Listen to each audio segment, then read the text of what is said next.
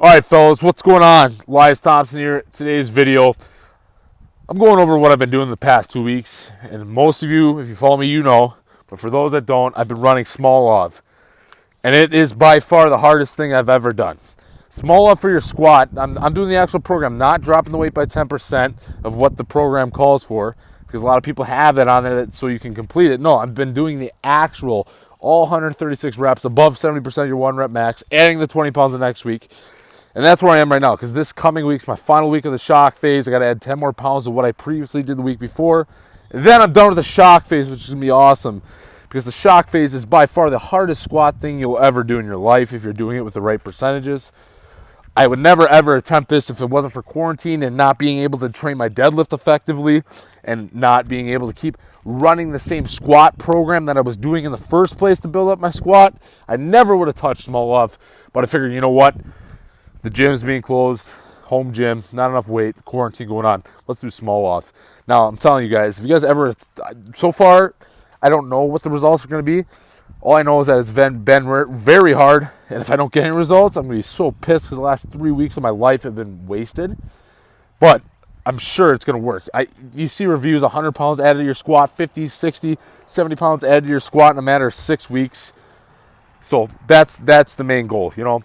I bet you I'm going to add about 30 pounds from this shock phase alone, because in 8 days I max out. If I can go over 500 pounds on a high bar squat, goal accomplished. It's literally all I wanted. I would have done it anyway. I didn't really need to do small to do it, but might as well try it. You know, it's one of the hardest squat programs on earth. And more than anything, more than just your squat, what it does for you, it gets you mentally tough, because every single one of after the first workout, every single set after that so far, I've not wanted to complete. Like, you're not excited to squat. And you're not excited to squat because, first off, when 135 and 225 feel heavy, you know it's going to be a rough day. Literally in Smolov, it feels like the more weight you put on the bar, the easier it is to do it. You know what I'm saying? Like, when you're warming up, like, it's just such an annoyance to squat. You have no energy for it. Everything feels heavy. You're pissed off. But somehow I've been able to complete every single rep, every single set with the weight that you're supposed to do it. With the program, which the actual program calls for, which I am happy with myself for being able to achieve that, you know, and complete that. And I'm excited to see what I can get out of this. I'm sure it's going to be good. Now, Smolov, what I can say about it. A lot of people are scared because they think it's going to, like, hurt them. And yeah, maybe some people. But you got to know yourself before you run something like this. You got to be a different breed. I've only been training for 2 years, guys. I've been obsessed with this stuff. I made great progress. I'm the type of guy that can run this type of program. And I know I can. I have been. And the thing is, my joints feel great. My knees feel fine. Everything feels good. You know, joint-wise, everything like that. I can still sprint. The other day, I did sprints. I jumped. I'm still able to do things like that. And I've been doing this while I've been intermittent fasting during the day, basically. I've been getting really lean from this program, you know, somehow, just because probably the amount of calories it does burn and stuff. Oh, I just swallowed a bug. And stuff like that. So, yeah, you just got to get mentally in tune and do the lifts. You got to do the lifts.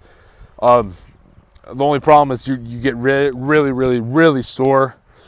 And but that's all part of the process. And legs have been growing, obviously. Your legs cannot not grow in Smolov. If you don't gain any leg muscle in Smolov, I don't know what you can do to gain leg muscle.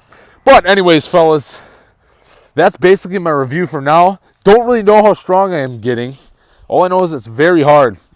And in the next coming weeks, I have the intensification phase, which is basically going back to the way I love training, which is pushing the weight up, ramping up, doing less volume, more heavy sets, stuff you can recover from, and finally start doing your actual training split again, which I'm pumped for, excited for, and I can't wait to see results. You know, if I can add 100 pounds to my high bar squat from once I started, because my max when I started was 475, probably could have got 480 or so, but 475, if I can get it up to 550 high bar squat off this small program, I will tell anybody it's worth the pain to go through to do it. If you can add 70, 80 pounds, I mean, I've seen some people that have added 100 pounds to it, I guess, in certain reviews and videos. You know, if it's worth it that much, that's kind of what made me do it and jump into doing it, is because the risk for the reward, high risk, high reward, you know, I might as well do it. It's a pain in the ass, but it works so far. I think we'll see.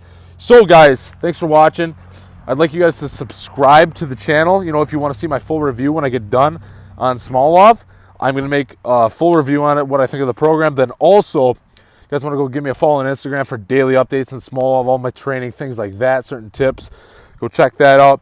But also, too, on my channel, I have current videos of me vlogging the Smolov workouts and things like that. So anyways, guys, thanks for watching. See you next time. I'm out.